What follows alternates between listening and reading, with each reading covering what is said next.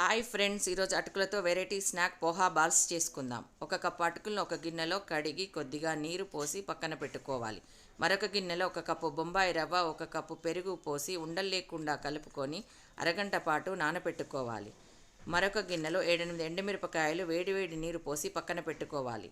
నానిన అటుకుల్ని బాగా కలుపుకొని రవ్వ మిశ్రమంలో వేసుకొని అందులో పచ్చిమిర్చి ముక్కలు, జీలకర్ర, ఉల్లికాడల తరుగు, తగినంత ఉప్పు వేసి మెత్తటి ముద్దలాగా కలుపుకొని 5 నిమిషాలు పక్కన పెట్టుకోవాలి.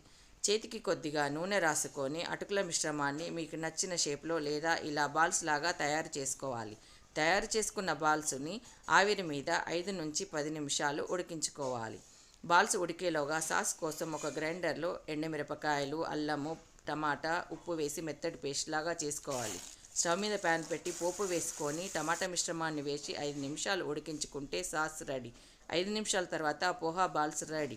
వీటిని ఇలాగే తినేయచ్చు లేదా కొద్దిగా మీకు నచ్చిన పోపు వేసుకొని టాస్ చేసుకుంటే పోహా బాల్స్ రెడీ.